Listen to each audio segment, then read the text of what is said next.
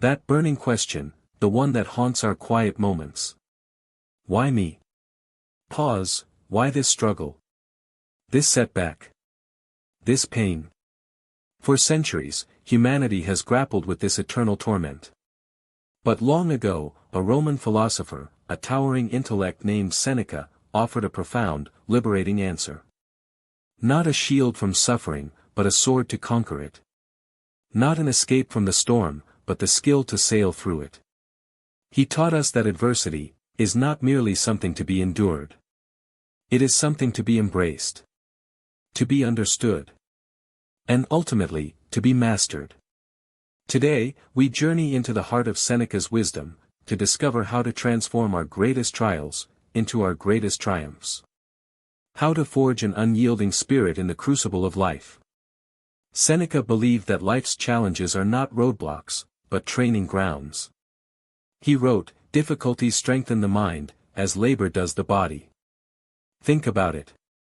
When you lift weights, your muscles tear slightly, then rebuild stronger.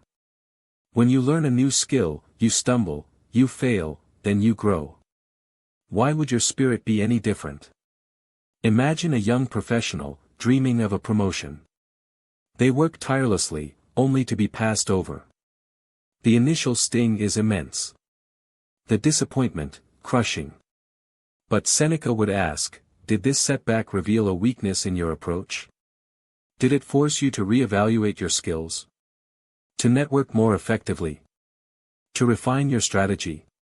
If you learned, if you adapted, if you became more resilient, then that adversity was not a defeat.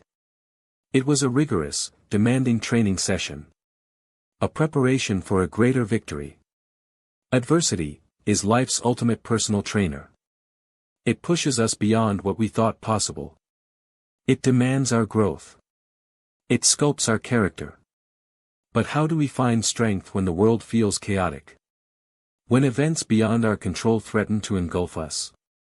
Seneca offers a timeless answer: distinguish between what is up to us, and what is not up to us.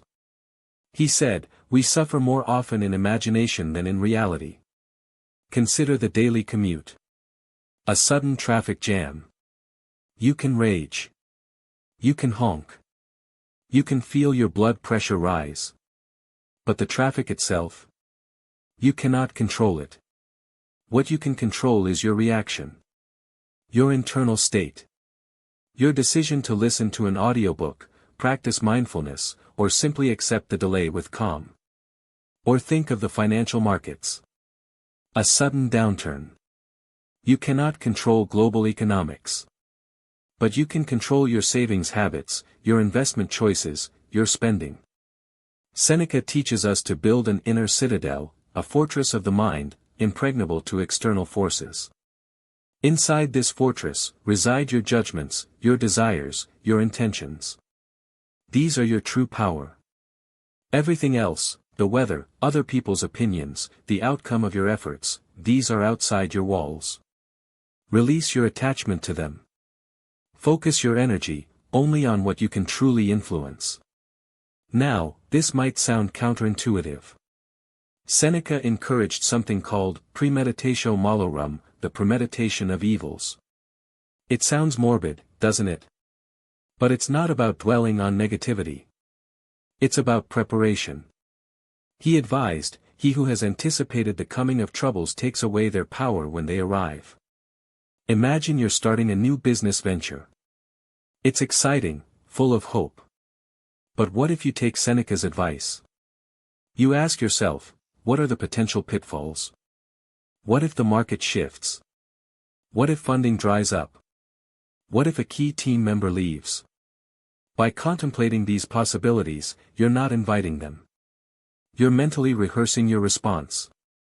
You're building contingency plans. So, if the worst does happen, you're not blindsided. You've already walked that path in your mind. You're ready. This practice strips adversity of its power to shock and paralyze. It turns fear into foresight. It transforms uncertainty into strategic readiness. This is perhaps the most profound shift Seneca asks of us, to find gratitude even within our struggles. He recognized that difficulty often sharpens our appreciation for what we have. No man is more unhappy than he who never suffers adversity. For he has not been permitted to test himself. Consider a moment of profound loss, perhaps a cherished possession stolen, or a home damaged. The initial feeling is devastation. But as the dust settles, perhaps you realize the true value isn't in the object, but in the memories associated with it. Or you discover the strength of your community coming together to help. You gain perspective. You appreciate health, safety, loved ones, things you might have taken for granted before. Adversity, in its rawest form, often strips away the superfluous, and reveals the truly essential. It teaches us what truly matters. It refines our values. It illuminates the blessings we still possess, however few they may seem at first glance. To be grateful, even for the lesson within the pain, is to unlock a profound inner peace. Finally, Seneca reminds us of a fundamental truth: nothing lasts forever. Not joy, not sorrow. He observed, every new beginning comes from some other beginning's end. When we are deep in the throes of suffering, it feels eternal. It feels like the new normal. But Seneca urges us to step back. To remember that pain is a visitor, not a resident. A dark cloud passing, not the eternal night sky. Think of a grueling project at work, stretching weeks into months. The stress is immense. You feel trapped. But eventually, the deadline passes. The project concludes. You emerge, perhaps exhausted, but also with new skills, new experiences, and the clear knowledge that you made it through. That the suffering was finite. This understanding brings immense comfort. It allows us to endure, knowing that even the bleakest chapter eventually turns. The sun will rise again. The storm will break. Your resilience, your inner strength, will carry you through. Seneca's wisdom is not a quick fix. It is a philosophy for life. It is a profound invitation to change our perspective. To stop seeing adversity as an enemy, and start seeing it as a mentor.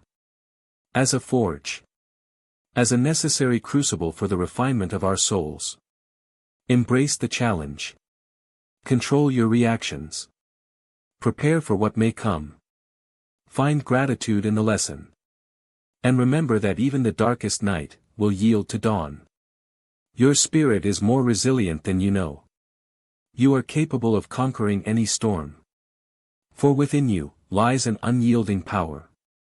If Seneca's ancient wisdom has resonated with you today, if it has ignited a spark of strength within your own journey, then take a moment.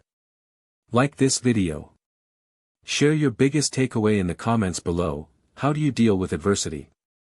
And if you seek more profound insights to navigate the complexities of modern life, subscribe to our channel.